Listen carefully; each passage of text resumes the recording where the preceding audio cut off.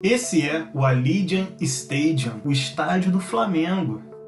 Na verdade não. Ele é do Las Vegas Raiders da NFL, a liga de futebol americano dos Estados Unidos. Ele começou a ser construído em 2017 e as obras terminaram em 2020. Pode atender até 72 mil pessoas. E ele custou 1 bilhão e 800 milhões de dólares. Aposto que você, flamenguista, que está me assistindo nesse momento, já pintou ele de vermelho e preto na sua cabeça e sonhou com isso. Seria legal que ele fosse do Mengão, né? E esse aqui, corintiano, é o AT&T Stadium do Dallas Cowboys, também da NFL. Foi inaugurado em 2009 e custou, naquela época, 1 bilhão e 300 milhões de dólares. Tem capacidade de até 102 mil pessoas. E vamos combinar que, por mais que seja legal a Neoquímica Arena, não tem a menor comparação, não é mesmo? E você, cruzeirense, botafoguense, tricolor, seja do Rio, São Paulo ou de Salvador, até quando vocês vão continuar jogando em estádios arrendados, deficitários e que não rendem as montanhas de dinheiro que os estádios das franquias da NFL geram? Por que não ter um estádio como a Mercedes Stadium, casa do Atlanta Falcons da NFL e também do Atlanta United da MLS? Ele foi inaugurado em 2017, tem capacidade para 72 mil pessoas e custou 1 bilhão e 600 milhões de dólares. Todo esse gigantesco mercado da NFL foi construído em cima do livre mercado, em cima de uma regulação jurídica clara e segura, que fez com que os maiores investidores do mundo se interessassem em participar desse negócio. Já no Brasil, o nosso mercado continua fechado para o mundo, com uma legislação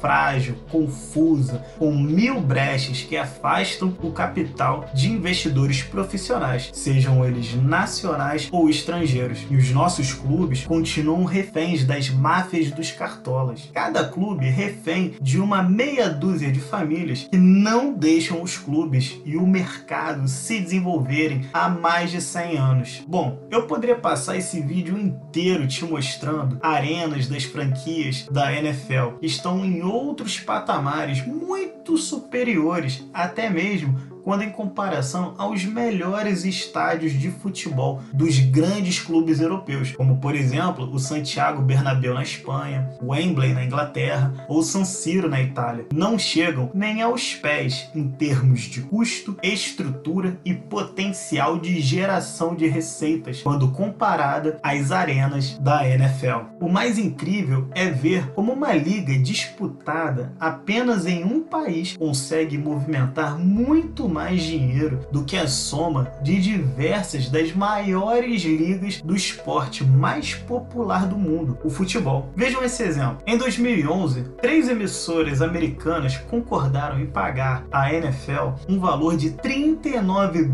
bilhões de dólares. Eu vou repetir, é isso mesmo, 39 bilhões de dólares à NFL para poder ter os direitos de transmissão das temporadas de 2014 até 2022. De posse desse contrato, elas poderiam fazer a transmissão do Super Bowl e também do Sunday Night Football, que é o nome que recebem os jogos transmitidos no horário nobre de domingo na TV americana. Em contrapartida, já aqui no Brasil, os direitos do Campeonato Brasileiro é de apenas 1 bilhão de reais. Ou seja, a NFL só em direitos de transmissão, convertendo pelo câmbio da época, é 100 vezes maior e mais lucrativo do que o Campeonato Brasileiro. E olha que estamos falando em escala de bilhões. O mercado americano é tão bem trabalhado do ponto de vista profissional que, além da super rica liga de futebol americano, nós ainda temos a liga de beisebol, basquete e hóquei no gelo, que são muito mais ricas e movimentam muito mais dinheiro do que a própria Major League Soccer. Todas elas são de dar inveja. Seus clubes são ricos, poderosos, os estádios estão sempre cheios, os campeonatos são transmitidos literalmente para todo mundo. É um espetáculo completamente diferente do que acontece aqui no Brasil. Para você ter ideia, o futebol brasileiro é tão amador que os clubes sequer têm uma precificação objetiva. Ninguém sabe dizer ao certo quanto vale o Flamengo, o Atlético Mineiro ou o Grêmio. Agora, se você for olhar para a NFL, o clube mais valioso é o Dallas Cowboys, que em 2020, segundo a Forbes, estava avaliado em 5,7 bilhões de dólares, ou seja, quase 30 bilhões de reais, e teve uma receita operacional de 425 milhões de dólares, ou seja, quase 3 bilhões de reais. Mesmo o torcedor brasileiro mais fanático sabe que o seu clube não vale 10% desse valor. Não precisa ser profissional para entender isso. Mas para ilustrar essa situação, vejam o valor de mercado dos clubes brasileiros segundo um estudo da Sports Value, uma importante consultoria do mercado esportivo brasileiro. Segundo ela, o Flamengo não vale 3 bilhões de reais, valendo apenas 2,8. Enquanto isso, no Rio de Janeiro, para menos de 1.000 pessoas, em janeiro, no início da temporada, sem dar espaço sequer para uma pré-temporada, rola um Fluminense e Bangu em Moça Bonita, ou em São Paulo, por exemplo, um Santos e Mirassol num estádio de 5ª categoria pelos campeonatos estaduais. Você deve estar se perguntando como os americanos fazem essa mágica financeira, não é mesmo? A resposta é muito simples: livre mercado e profissionalismo. É por isso que hoje vamos discutir a Lei 5.516 de 2019, também conhecida como a Lei do Clube Empresa, aprovada no Senado Federal nesse último dia 10 de junho, e como ela pode ser o ponto de virada para a abertura do mercado do futebol brasileiro. Já passou da hora, precisamos nos questionar por que nossos clubes ainda perdem tempo jogando em estádios de fundo de quintal, vazios, contra clubes falidos durante 5 meses da temporada, como nos campeonatos estaduais. Os Estados Unidos também é um país continental, nem por isso Chicago Bulls ou Green Bay Packers perdem um semestre jogando campeonatos estaduais para públicos de 1.000 pagantes que dão prejuízo em 90% dos jogos. Bom, essa discussão de calendário é apenas um dos muitos elementos fundamentais para a profissionalização do futebol brasileiro e que não está contemplado no projeto de lei do senador Rodrigo Pacheco, que agora foi aprovado e encaminhado para a Câmara dos Deputados. Portanto, de início, te digo que esta lei é tímida e perde uma grande oportunidade de resolver diversos outros problemas estruturais do futebol brasileiro, quando ela se limita a ter como objeto a regulação da transição das associações sem fins lucrativos para o modelo empresarial, mais especificamente o modelo das SAF, Sociedades Anônimas do Futebol. É importante a gente deixar claro que na Inglaterra, nos Estados Unidos, na Alemanha, na Espanha e nos demais países que têm os mercados esportivos mais lucrativos do mundo, mais de 90% dos clubes são sociedades anônimas, com grandes grupos econômicos por trás, como é o caso do Citigroup, dono do Manchester City, vice-campeão da UEFA Champions League, também do Chelsea, do bilionário russo Roman Abramovich, atual campeão europeu. Portanto, fica a pergunta: por que esses mercados conseguem atrair os investidores mais poderosos do mundo, enquanto aqui no Brasil os nossos clubes continuam definhando, afundados no amadorismo, em receitas que encolhem e em endividamentos que aumentam ano após ano? É exatamente para responder a essas perguntas que finalmente